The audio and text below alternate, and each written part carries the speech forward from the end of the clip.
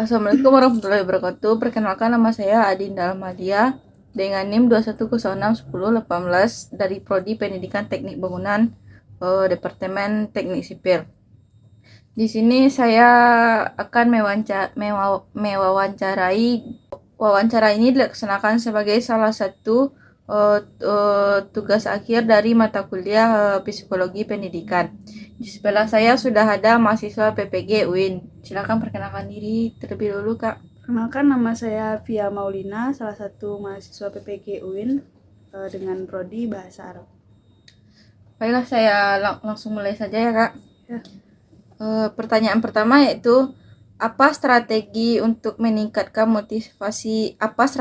kakak untuk meningkatkan motivasi belajar siswa?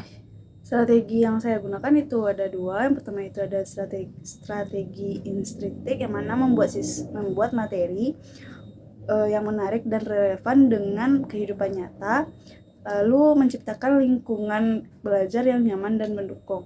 Serta untuk strategi kedua itu ada strategi eksklusif, yang mana memberikan reward dan penghargaan, serta membuat kompetisi yang sehat, mengadakan kegiatan ekstrakurikuler, lalu mengundang narasumber inspiratif, serta membuat program magang atau praktikum. Ya, selanjutnya pertanyaan kedua, bagaimana kakak mengelola stres dalam mengajar siswa di kelas? Cara mengelola stres dalam mengajar itu ada perencanaan yang baik, yang mana buat rencana pelajaran yang efektif untuk mengurangi stres. Kemudian ada komunikasi dengan siswa, yang mana jaga komunikasi yang baik akan membuat siswa untuk mengurangi konflik. Selanjutnya itu ada dukungan dari rekan, yang mana berdiskusi dengan rekan guru untuk berbagi pengalaman dan dukungan. Yang selanjutnya itu ada penggunaan teknologi, yang mana memanfaatkan teknologi untuk mempermudah pengajaran dan mengurangi beban kerja. Yang terakhir itu ada evaluasi dan umpan balik, yang mana lakukan evaluasi dan umpan balik untuk meningkatkan kualitas pengajaran. Berikutnya pertanyaan ketiga, bagaimana kakak mengembangkan kemampuan sosial siswa itu sendiri? Saya menggunakan beberapa cara. Yang pertama itu ada diskusi kelompok, yang mana membuat kesempatan bagi siswa untuk berdiskusi dan berpendapat. Selanjutnya itu ada kegiatan ekstrakurikuler, yang mana itu difasilitasi kegiatan olahraga, seni, atau klub.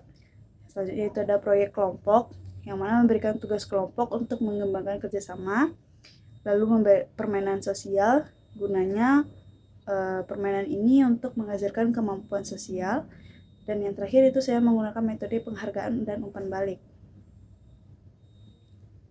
Ya, selanjutnya pertanyaan keempat, apa yang kakak lakukan ketika siswa mengalami kesulitan dalam belajar?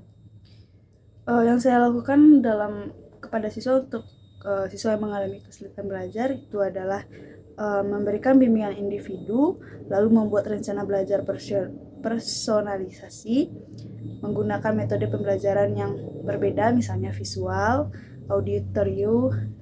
auditori, atau kinestetik, lalu menyediakan sumber daya tambahan, misalnya seperti buku, video, dan aplikasi, lalu mengajak siswa berdiskusi dengan orang tua atau konselor.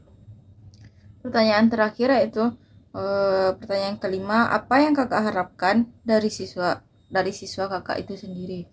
Yang saya harapkan itu dari akademiknya itu adalah pastinya prestasi akademik yang baik, kemudian kemampuan memahami dan menerapkan konsep, selanjutnya itu keterampilan berpikir kritis dan analitis, lalu kemampuan menyelesaikan masalah, dan kemandirian dalam belajar.